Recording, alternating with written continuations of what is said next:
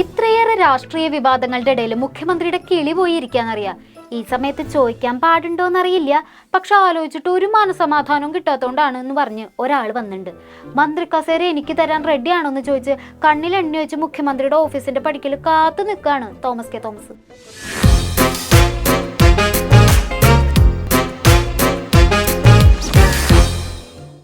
നിങ്ങളെല്ലാവരും ഇവിടെ PV അൻവറിനും ADGP എന്നൊക്കെ പറഞ്ഞുകൊണ്ടിരുന്നു. ഒരു മനുഷ്യൻ മന്ത്രി കസേര കിട്ടാൻ വേണ്ടിയിട്ട് എത്ര നാളായി ഓരോരുത്തർ കയറി ഇറങ്ങണു. ആരെങ്കിലും പുള്ളിയുടെ കാര്യം ഒന്നും മൈൻഡ് ആക്കണുണ്ടോ?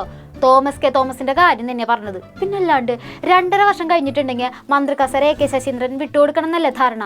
2.5 വർഷം കഴിഞ്ഞിട്ട് എത്ര നാളായി ഹേ, എന്നിട്ട് എന്താ നിങ്ങൾ ആരും മൂപ്പരെ പരിഗണിക്കാത്തത്? എന്തുകൊണ്ടാണ് ഇങ്ങനെ ഇട്ടുകൊണ്ട് തട്ടി ഈ ലെവലിലൊക്കെ ആക്കി തീർത്തെന്നുള്ളതൊന്നും നമുക്കറിയത്തില്ല. കാരണം അതിനകത്ത് നമുക്ക് തീർച്ചയായിട്ടും ബുദ്ധിമുട്ടുണ്ടല്ലോ. കാരണം ഇത് 10 മാസം മുമ്പേ നമ്മുടെ കയ്യിൽ കെട്ടേണ്ട ഒരു സംവിധാനം ഇട്ടുകൊണ്ട് തട്ടിയിട്ട് ഇപ്പോൾ അത് വേറെ രീതിയിലേക്ക് ആക്കി എടുക്കുന്നു എന്നുള്ളതിനെ കുറിച്ചുള്ള ബുദ്ധിമുട്ടുണ്ട്. പിന്നല്ലാണ്ട് ക്ഷമിക്കുന്നതിന് ഒരു പരിധിയില്. 10 മാസം മുന്നേ കയ്യിൽ കിട്ടേണ്ട സാധനമായിരുന്നു. ഇതിന്റെ പിന്നില് ഏതോ നിഗൂഢ ശക്തികൾ പ്രവർത്തിക്കുന്നുണ്ടെന്ന് മൂപ്പർക്ക് നല്ല സംശയമുണ്ട് കേട്ടോ. അല്ല, വൈകാൻ പാടില്ലല്ലോ. ശരിക്കും ഇന്നലെ തന്നെ തീരുമാനിക്കേണ്ട ഒരു വിഷയമാണ്. വൈകുന്നുണ്ടെങ്കിൽ അതിന് എന്തെങ്കിലും ഒരു കാരണമുണ്ട്. അപ്പോൾ ആ കാരണം പറയുന്നത് ഇപ്പോഴത്തെ സാഹചര്യമാണ് പറയുന്നത്. അങ്ങനെ സാഹചര്യം ഉണ്ടെങ്കിൽ എത്ര ദിവസത്തേക്കാണ് എന്താണെന്നുള്ളത് വെളിപ്പെടുത്തണം. അതാണ് എൻ്റെ അവസ്ഥ. ഇപ്പോഴത്തെ രാഷ്ട്രീയ സാഹചര്യം കൊണ്ടാണ് ഈ മന്ത്രിസ്ഥാനത്തിൽ ഒരു തീരുമാനമാവാത്തതെന്നും കുറച്ച് സമയം വേണമെന്നും മുഖ്യമന്ത്രി പറഞ്ഞു എന്നാണ് തോമസ് കെ തോമസ് പറഞ്ഞത്. ഇപ്പോഴത്തെ രാഷ്ട്രീയ സാഹചര്യം എന്ന് പറഞ്ഞിട്ടുണ്ടെങ്കിൽ എന്തുട്ടാ, PV അൻവർ സൃഷ്ടിച്ച വിവാദങ്ങളല്ലേ. ഒരു കണക്കിന് നോക്കിയാൽ മൂപ്പര് ഇങ്ങനെയൊക്കെ വിവാദങ്ങൾ സൃഷ്ടിച്ചത് നന്നായി. ഹൈ, അതുകൊണ്ട് അത്രയും കാലം കൂടുതൽ നമ്മുടെ ശശീന്ദ്രൻ സാറിന് മന്ത്രി കസേരയും കെട്ടിപ്പിടിച്ചിരിക്കാൻ പറ്റിയില്ലേ? എനിക്കിപ്പോ ഓർമ്മ വരുന്നത് ഉല്ലാസത്തേന്മഴയിലെ റോബർട്ട് പ്രിൻസിയോട് പറയുന്ന ഡയലോഗാ. നന്ദി പ്രിൻസി, 1000 നന്ദി. അവകാശം ഞങ്ങൾ രേഖാമൂലം കൊടുത്തല്ലോ. ആ തീരുമാനം എടുക്കാനായിട്ട് അദ്ദേഹം ഒരു സമയം ചോദിച്ചിട്ടുണ്ടല്ലോ. അല്ലെങ്കിൽ 2 ദിവസമോ 3 ദിവസമോ അല്ലെ ഒരാഴ്ചയോ ടൈം അദ്ദേഹം ചോദിച്ചിട്ടുണ്ട്. ഇല്ല, നമുക്ക് അങ്ങനെ കൊടുക്കാനൊക്കത്തില്ലല്ലോ. അദ്ദേഹം തന്നെ തീരുമാനിച്ച് പറയണം. എന്തായാലും എന്താണ് തോമസ് കെ തോമസിന്റെ അയോഗ്യത എന്നുള്ളത് മുഖ്യമന്ത്രി തന്നെ വെളിപ്പെടുത്തണം. പാവ മുഖ്യമന്ത്രി. അപ്പൊ ഇതിനും മുഖ്യമന്ത്രി എന്നെ മറുപടി പറയണം. ഇത്രയും കാലം കാത്തിരുന്നു, എന്നിട്ടും മന്ത്രിസ്ഥാനം തരുന്നില്ല. അതെന്തുകൊണ്ട്? മന്ത്രിസ്ഥാനത്തിന്റെ കാര്യത്തിൽ തോമസ് കെ തോമസിനുള്ള അയോഗ്യത എന്ത്? പറയ്, മുഖ്യമന്ത്രി മറുപടി പറയും. എന്റെ ഈശോയെ, നീ ഒരു കുരിശല്ലേ ചുമന്നുള്ളൂ, ഈ വണ്ടി നിറയെ കുരിശുകളാ എനിക്ക് ചുമക്കാൻ. ഞങ്ങളുടെ പാർട്ടി ഔദ്യോഗികമായിട്ടൊരു കാര്യം തീരുമാനിച്ചു. അത് നേരത്തെ 2021 ശരത് പവാർ പ്രഭുപട്ടേലിനെ ഇവിടെ വെച്ച് പറഞ്ഞ കാര്യമാണ്. ഓക്കെ, അത് ഞങ്ങളുടെ പാർട്ടിയുടെ തീരുമാനമാണ്. ആ തീരുമാനം അനുസരിച്ച് 2 മന്ത്രിമാരെല്ലാം മാറിയ കൂട്ടത്തിൽ തോമസ് കെ തോമസ് മാറി മന്ത്രിയായിട്ട് സത്യപ്രതിജ്ഞ ചെയ്യേണ്ടതാണ്. അതിനെ എന്തുകൊണ്ടാണ് നീട്ടിക്കൊണ്ടുപോയെന്ന് ഇപ്പോഴും എനിക്ക് മനസ്സിലാകുന്നില്ല. എന്തായിരുന്നാലും അങ്ങനെ കാര്യം നടന്നു. അത് ശരത് പവാറിനെ ബോധ്യപ്പെട്ടപ്പോൾ അദ്ദേഹം PC ചാക്കോയുമായിട്ട് ബന്ധപ്പെട്ട് ഈ വിഷയം സംസാരിക്കുകയും PC ചാക്കോ ഇതിനൊരു തീരുമാനമെടുക്കുകയും ഔദ്യോഗികമായിട്ട് ശരത് പവാറിൻ്റെ ലെറ്റർ മുഖ്യമന്ത്രിക്ക് കൊടുക്കുകയും ചെയ്തിട്ടുണ്ട്. ഇത് ഇന്നലെ നടന്ന സംഭവമാണ്. അപ്പോൾ ഇത്രയും കാര്യങ്ങൾ കഴിഞ്ഞിട്ടും വീണ്ടും അത് നീട്ടിക്കൊണ്ട് പോകുന്നതിൽ എന്താണ് അതിനകത്തുള്ളതെന്നുള്ളത് CM വെളിപ്പെടുത്തട്ടെ. പക്ഷെ ഇവിടുത്തെ ഹൈലൈറ്റ് എന്തുട്ടാച്ചാ, ഈ 2.5 വർഷം എന്നുള്ള കരാറിനെ പറ്റി ശശീന്ദ്രൻ സാറിന് ഇപ്പോഴും വലിയ ധാരണ ഇല്ല എന്നാണ് പറയണത്. അതിനെപ്പറ്റി ചോദിക്കുമ്പോൾ മൂപ്പര് കൈമലർത്തുകയാണ്. എനിക്ക് യാതൊരു വിവരവുമില്ല. അങ്ങനെ ഒരു കരാറുണ്ടായിരുന്നു ആദ്യഘട്ടത്തിൽ 2.5 വർഷം വീതം. വിഷയം അറിയില്ല. ഞാൻ പറയാം, നിങ്ങൾ പേടിക്കണ്ട. എത്രയും പെട്ടെന്ന് അതിൻ്റെ സത്യാവസ്ഥ വരും. വരാതിരിക്കാനായിട്ട് കാര്യങ്ങളൊന്നുമില്ല. കാര്യങ്ങളൊക്കെ രേഖാമൂലം എഴുതി നൽകി മുഖ്യമന്ത്രിനെ കണ്ട് സംസാരിച്ചു എന്നൊക്കെയാണ് തോമസ് കെ തോമസ് പറയണത്. എന്നിട്ട് ഒരു തീരുമാനം ഉണ്ടാക്കാൻ എന്താണ് ഇത്ര അമാന്തം? ഓ പിന്നെ പൂരം കലക്കലും ADGP വിവാദവും PR ഏജൻസി ആരോപണം വരെ വന്നിട്ട് കുലുങ്ങിയില്ല. നേരാവണ്ണ സമയത്തിന് വിശദീകരണം കൊടുത്തിട്ടില്ല. പിന്നെയാണ് NCPയുടെ പ്രശ്നങ്ങളിൽ പരിഹാരം കാണാൻ പോണത്. അദ്ദേഹം തീരുമാനിച്ചാലും മന്ത്രിയാവില്ല. NCPയുടെ മന്ത്രി ആരാണെന്ന് തീരുമാനിക്കേണ്ടത് ആ പാർട്ടി തന്നെയാണ്. അതിലൊരഭിപ്രായ വ്യത്യാസവും ഇല്ല. ബഹുമാനപ്പെട്ട മുഖ്യമന്ത്രിയും ആ നിലപാട് വ്യക്തമാക്കി കഴിഞ്ഞിട്ടുണ്ട്. ഇപ്പോൾ ഇടതുപക്ഷ ജനാധിപത്യ മുന്നണിയുടെ ഭാഗത്ത് ഈ വിഷയം വന്നിട്ടില്ല. വരുമ്പോൾ എന്ത് കാര്യത്തിലുള്ള നിലപാട് എന്നുള്ളത് നമ്മൾ പരിശോധിച്ചിട്ട് ഞാൻ പറയാം.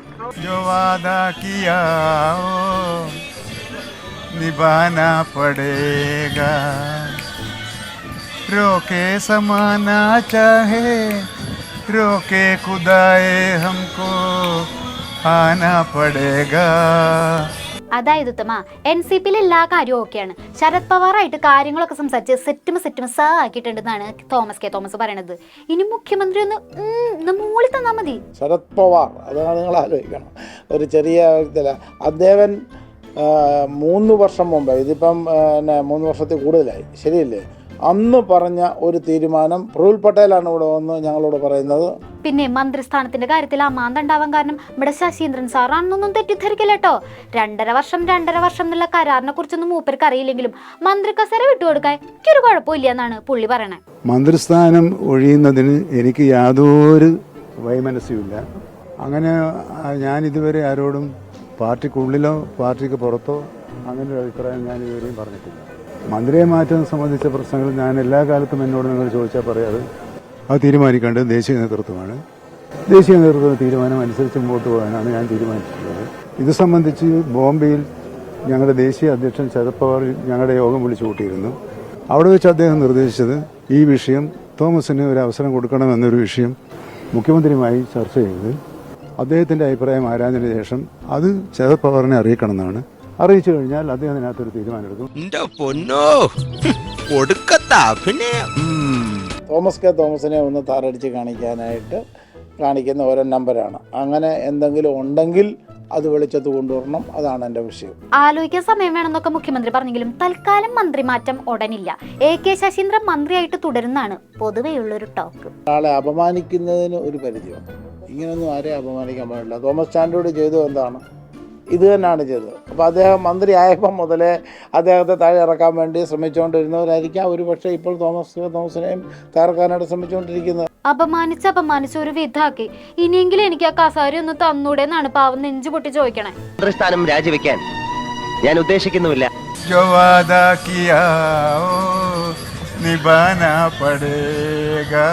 കാര്യങ്ങളൊക്കെ എങ്ങനെയാണെങ്കിലും തോമസ് ഏട്ടൻ പ്രതീക്ഷ കൈവിടുന്നില്ല കേട്ടാ.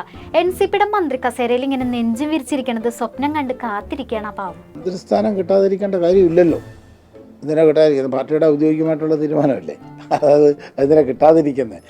അത് NCPക്ക് ആണുള്ളെങ്കിൽ NCPക്ക് അത് കിട്ടും. അതിനകത്ത് സംശയമൊന്നുമില്ല. പക്ഷേ എന്തുകൊണ്ടാണ് താമസം വരുന്നതെന്നുള്ള വെളിപ്പെടുത്തി കഴിയുമ്പോഴത്തേക്ക് ബാക്കിയുള്ള കാര്യങ്ങളിലേക്ക് പോകും. ഇതിനെന്തെങ്കിലും തടസ്സമുണ്ടോ, ഏതൊക്കെ രീതിയിലാണെന്നുള്ള പുറമെ പറയേണ്ട കാര്യങ്ങളാണ്. അത് പറയാം.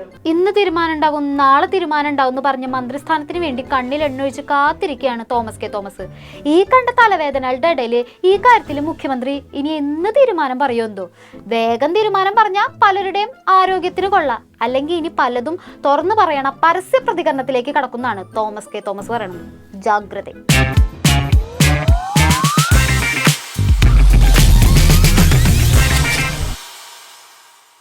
മുഖ്യമന്ത്രിയുടെയും ടീമിന്റെയും നവകേരള സദസ്സ് നടക്കുന്ന സമയം അന്ന് പ്രതിഷേധിച്ചവരൊക്കെ തല്ലിച്ചതയ്ക്കുന്നതായിരുന്നല്ലോ അപ്പോഴത്തെ ട്രെൻഡ്.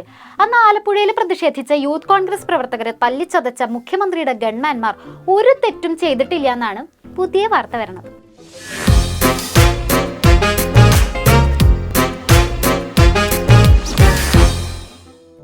നാടിന്റെ മനസ്സറിയാൻ, നാട്ടുകാരുടെ മനസ്സറിയാൻ മുഖ്യമന്ത്രിയും ടീമും കോടിക്കണക്കിന് ഉറുപ്പ്യ ചെലവിട്ട് വാങ്ങിയ നവകേരള ബസ് വാങ്ങിയ സമയം, അതിലിരുന്ന് ഇങ്ങനെ യാത്ര ചെയ്യണ സമയത്ത് എവിടെ നോക്കിയാ അന്ന് പ്രതിഷേധവും കരിങ്കൊടിയും വന്നത്. പിന്നെ നമ്മുടെ മുഖ്യമന്ത്രി വിശാല ഹൃദയനായതുകൊണ്ട് അങ്ങനെ പ്രതിഷേധമായിട്ട് വരണ എല്ലാവരും അങ്ങോട്ട് തല്ലി ചതച്ച് ഇഞ്ചപ്പരിവമാക്കിക്കോട്ടെ എന്ന് വിചാരിച്ചു. 23 ഡിസംബർ മാസം 15-ാം തീയതി നവകേരള യാത്ര അതുവഴി കടന്നു പോകുമ്പോൾ KSU ജില്ലാ പ്രസിഡന്റ് തോമസും യൂത്ത് കോൺഗ്രസ് സംസ്ഥാന സെക്രട്ടറി അജയ് കുര്യാക്കോസും 1-2 മറ്റു പ്രവർത്തകരും കൂടെയാണ് ആ നവകേരള യാത്രയ്ക്കെതിരെ സാധാരണഗതിയിലുള്ള ഒരു പ്രതിഷേധം നടത്തിയത്. വിഷ്വൽസ് നോക്കിയാൽ ക്ലിയറായിട്ട് അറിയാം. വിഷ്വൽസ് എല്ലാം നിങ്ങളുടെ കയ്യിലുണ്ട്. അതെ, നവകേരള സദസ്സിനെത്തിയ മുഖ്യമന്ത്രിയും മന്ത്രിമാരും സഞ്ചരിച്ച ബസ് ഇങ്ങനെ കടന്നു പോകുമ്പോഴായിരുന്നു യൂത്ത് കോൺഗ്രസ്സുകാർ പ്രതിഷേധത്തിനെത്തിയത്. അവർ പ്രതിഷേധം തുടങ്ങിയതും പോലീസ് അവരെ ബലം പ്രയോഗിച്ച് പിടിച്ചു മാറ്റി. പെട്ടെന്നാണ് ആ സീനിലേക്ക് ഇവിടെ മുഖ്യന്റെ വീരശൂര പരാക്രമികളായ ഗൺമാൻമാർ പ്രത്യക്ഷപ്പെടുന്നത്. കേരളം ഇന്ന് വരെ കണ്ടിട്ടില്ല മന്ത്രിയുടെയോ മുഖ്യമന്ത്രിയുടെയോ സെക്യൂരിറ്റി ഉദ്യോഗസ്ഥന്മാർ സമരക്കാരെ വളഞ്ഞിട്ട് തല്ലുന്ന ചിത്രം. കേരളം ആദ്യം അത് കണ്ടു.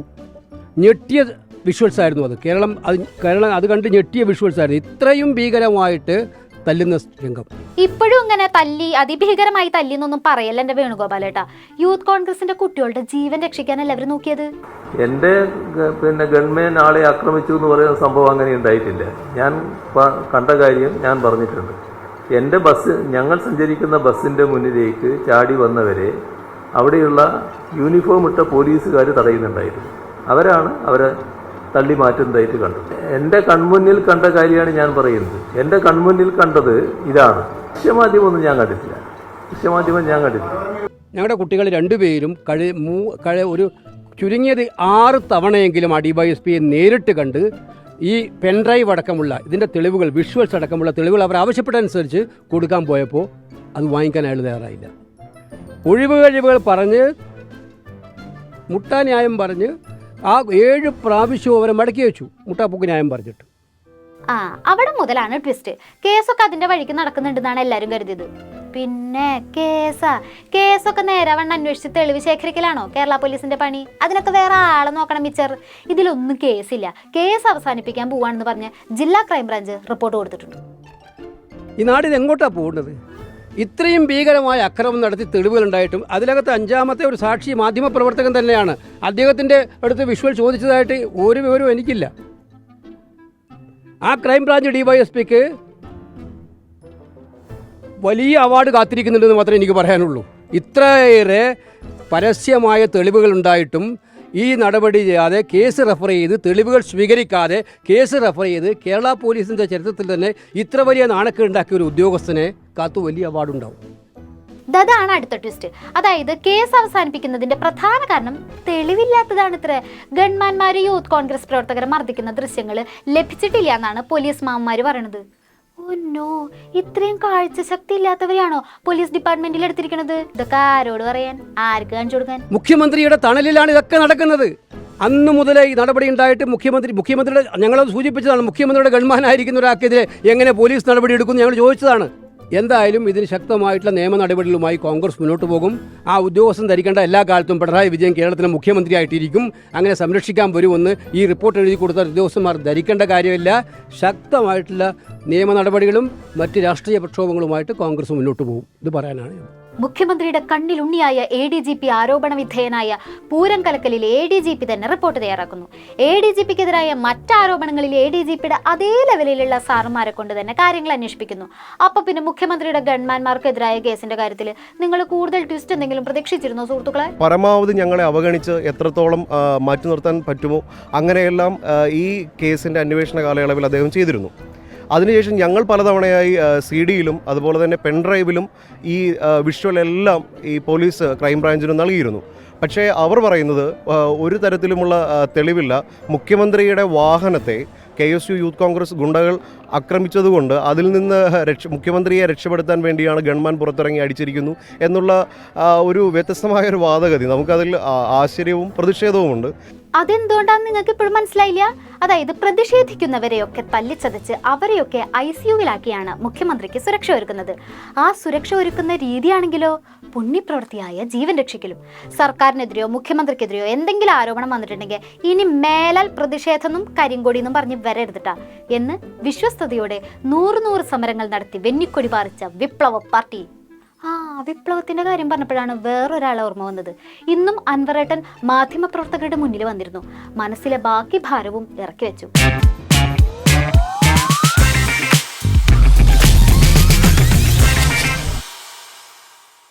ആരോപണങ്ങളും വിവാദങ്ങളും ഒക്കെ അവിടെ നിൽക്കട്ടെ. എത്രയും പെട്ടെന്ന് ഒരു പാർട്ടി ഉണ്ടാക്കണം. എന്നിട്ട് വേണം കറിവേപ്പിലാക്കിയവരുടെ മുന്നിൽ വെച്ച് കുറച്ച് ഷോ കാണിക്കാൻ. യെസ്, അൻവറേട്ടൻ പുതിയ പാർട്ടി ഉണ്ടാക്കാനുള്ള തിരക്കിലാണ് ഗൈസ്.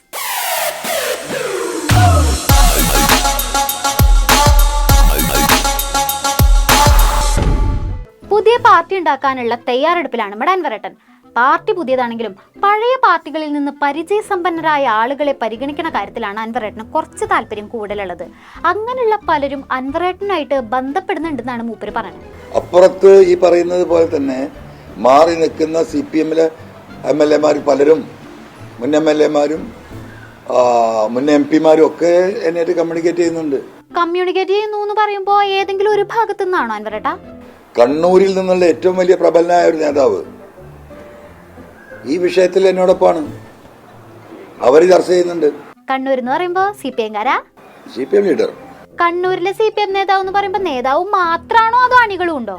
സഖാക്കളെയും കമ്മ്യൂണിസ്റ്റ് പാർട്ടിയെയും സ്നേഹിക്കുന്ന ഒരുപാട് ലീഡേഴ്സ്, ചെറുതും വലുതുമായവര്. അങ്ങനെ പറയുമ്പോ ബോഗികളുണ്ടോ അതോ എഞ്ചിൻ മാത്രമുള്ളോ? ഈ എന്താ പറയാ, ഇതിപ്പോ ട്രെയിനിന്റെ എഞ്ചിനാണ് ഞായറാഴ്ച പ്രഖ്യാപിക്കപ്പെടുന്നത്. ഈ കണ്ണൂരിൽ നിന്നുള്ള ബോഗിയുടെ കാര്യത്തിൽ കുറച്ച് വ്യക്തത തരുമോ? അല്ല, ആ ബോഗിയുടെ വലിപ്പം എങ്ങനെയാന്ന് മനസ്സിലാവാൻ വേണ്ടിട്ടാ. ബോഗി പിന്നാലെ വരുന്നത്, എഞ്ചിൻ ഇങ്ങനെ പോകുമല്ലോ, കണ്ടിട്ടില്ലേ? നമ്മൾ ബോഗി കൊളത്താൻ വേണ്ടിയിട്ട് എഞ്ചിൻ മാത്രം അനുമതി കണ്ടില്ലേ? റെയിൽവേ സ്റ്റേഷനിലൊക്കെ നമ്മൾ കാണുമല്ലോ. അതുപോലെ ഇപ്പോൾ എഞ്ചിൻ മാത്രമേ ഉള്ളൂ, ബോഗി പല സ്ഥലത്തായി കിടക്കുക. ഈ എഞ്ചിൻ ഇങ്ങനെ പോയി ഇവിടുന്ന് ഒന്ന് കൊളത്തും, പിന്നെ അങ്ങനെ പോകും, അവിടെ നിന്ന് കൊളത്തും. അങ്ങനെ കേരളം മുഴുവൻ അങ്ങനെ ഒരു 2 റൗണ്ട് നടക്കുമ്പോഴത്തേക്ക് കുറേ ബോഗികൾ ഇതിൽ ഘടിപ്പിക്കപ്പെടും. അതാണ് ഇതിന്റെ പൊളിറ്റിക്കൽ സ്ട്രാറ്റജി. കണ്ണൂരിൽ നിന്നുള്ളത് ഏതെങ്കിലും സ്ഥാനങ്ങൾ വഹിക്കുന്നവരാണോ? അതിനെന്തെങ്കിലും ഒരു ക്ലൂ താൻ വരട്ടെ. അതെയാണ്, കണ്ണൂര് മാത്രമല്ല അല്ലാത്തടത്തുണ്ട് പാർട്ടി സ്ഥാനങ്ങളൊക്കെ വഹിക്കുന്ന ആൾ തന്നെ. പാർട്ടി സ്ഥാനങ്ങൾ എന്തെങ്കിലുമൊക്കെ വഹിക്കുന്നവരാണ് കണ്ണൂരിലുള്ള നേതാക്കളൊക്കെ. തുറന്നു ചോദിച്ചാ ജയരാജൻ സഖാവാണോ? വെറുതെ ആവശ്യമില്ലാത്ത ആൾക്കാരെ സാധുക്കളെ പേരുണ്ട്. ആ സാധു ഇല്ലെങ്കിൽ തന്നെ ആരോ എൻ്റെ കൂടെ എന്ന് പറഞ്ഞിട്ട് വെറുതെ ഇടങ്ങാറായി. എനിക്ക് എന്നെ കുറെ തെറി വിളിക്കേണ്ടി വന്നു, എൻ്റെ കൂടെ അല്ല എന്നാക്കാൻ വേണ്ടി. ഞാൻ ആ സാധുവിനെ വിളിച്ചിട്ട് പോലും ഇല്ല. EP അല്ല PU അല്ല. അപ്പൊ ബാക്കിയുള്ള കണ്ണൂരിലെ സഖാക്കളെ പാർട്ടിയും അൻവറേട്ടൻ പറഞ്ഞ പോലെ ആരെങ്കിലും ബന്ധപ്പെടുന്നുണ്ടെങ്കിൽ ആ സഖാക്കളും ഒന്ന് സൂക്ഷിച്ചോട്ടാ. അൻവറേട്ടൻ ബാക്കി പറയും, പിന്നെ ഏതൊക്കെ മേഖലയെന്ന് ഉണ്ടാവും. നമുക്ക് ഈ നാടൊക്കെ ഒന്ന് നന്നാക്കണ്ടേ? എന്താ ചെയ്യാ, എല്ലാം നന്മ ചെയ്യാനും പാവം ഒരു PV അൻവർ അല്ലേ നമുക്കുള്ളൂ. ഞാൻ പറഞ്ഞ EP പോലും വിളിക്കാൻ കാരണം ഞാൻ ഈ പരിപാടി തുടങ്ങുമ്പോൾ ഇവരെയൊക്കെ വിളിച്ചാൽ ഇതിങ്ങനെ ഒരു കൂടിയാലോചനയുടെ അല്ലെങ്കിൽ ഗൂഢാലോചനയുടെ ഭാഗമാണ്. വെറുതെ ഒരു കാര്യമില്ല, അവര് അതിൽ കുടുങ്ങേണ്ട ആഴ്ച ഒരാളെ വിളിച്ചിട്ടില്ല. അതുകൊണ്ടാണ് പാവം സഖാവ് കുറെ എന്നെ തെറി വിളിക്കേണ്ടി വന്നത്. അങ്ങനെ പറയുന്ന സ്ഥിതിക്ക് സമുദായ നേതാക്കളെ ആരെങ്കിലും പോയി കണ്ടു എന്ന് തോന്നുന്നു. അപ്പോൾ നമ്മൾ സമൂഹത്തിൽ ഇപ്പൊ ഈ പറയുന്ന പോലെ ഗവൺമെന്റ് അഡ്രസ്സ് ചെയ്യാതെ പോയിട്ടുള്ള വിഷയങ്ങൾ, ജനങ്ങളെ ഏറ്റവും കൂടുതൽ ബാധിക്കുന്ന വിഷയം. ഇപ്പൊ ഞാൻ ഈ മോട്ടോർ സൈക്കിൾ ഓടിക്കുന്നവരെ കുറിച്ച് പറഞ്ഞതുപോലെ മറ്റൊരു വിഷയമാണ് ഈ മലയോര മേഖലയിലെ ഈ പറയുന്ന മാൻ അനിമൽ കോൺഫ്ലിക്റ്റ്, വന്യമൃഗശല്യം. അപ്പം ആ വിഷയത്തിൽ നമ്മൾ ഇടപെടുന്നുണ്ട്. അതുമായി ബന്ധപ്പെട്ട ആ സമൂഹമായിട്ട് നമ്മൾ സംസാരിക്കുന്നുണ്ട്. ഇന്നലെ ഞാൻ 2-3 തിരുമേനിമാരെ പോയി കണ്ടു, ബിഷപ്പ്മാരെ, ഈ മലയോര വിഷയവുമായി ബന്ധപ്പെട്ട്. അവരൊക്കെ വലിയ പ്രതീക്ഷയോട് കൂടിയിട്ട് ആ കാര്യങ്ങൾ കേൾക്കുന്നത്. അപ്പൊ തിരുമേനിമാരെയും കണ്ടു. മലയോര മേഖലയിൽ നിന്നുള്ള നേതാക്കന്മാരൊക്കെ അവിടെ ഹാപ്പി ആയിട്ട് നിൽക്കാട്ടോ. ഇനി അവരെ നിങ്ങൾ വല വീശോ? ജോസ് കെ മാണിയോട് നിങ്ങൾ ചോദിക്കും, ഈ മലയോര വിഷയത്തിൽ സംസ്ഥാന ഗവൺമെന്റ് ആ വിഷയം അഡ്രസ്സ് ചെയ്തിട്ടുണ്ടോ? ഈ കർഷകര വിഷയം മാത്രമല്ല, ഈ പറയുന്ന മാൻ അനിമൽ കോൺഫ്ലിക്റ്റ്, മനുഷ്യ വന്യജീവി ആക്രമണത്തിന്റെ കാര്യത്തിൽ സംസ്ഥാന ഗവൺമെന്റ് എടുത്ത നിലപാടുകളിൽ താങ്കൾ തൃപ്തനാണോ എന്നൊരു ചോദ്യം നിങ്ങൾ ഈ മലയോര കോൺഗ്രസിന്റെയും കൂടി നേതാവായ ബഹുമാനപ്പെട്ട മാണി സാറിന്റെ മകനോട് നിങ്ങളൊന്ന് ചോദിക്കും, അദ്ദേഹം തൃപ്തനാവില്ല. അപ്പൊ ജോസ് കെ മാണി തൃപ്തനല്ല എന്നാണ് അൻവറേട്ടൻ പറഞ്ഞു വരുന്നത്. ഈ പറയുന്നത് ജോസ് കെ മാണിക്ക് തൃപ്തി ഉണ്ടാകുമോന്ന് കണ്ടറിയണം. എന്നാ ശരി, ബാക്കി വിശേഷങ്ങളുമായി ഇനി തിങ്കളാഴ്ച കാണാം. നന്ദി, നമസ്കാരം.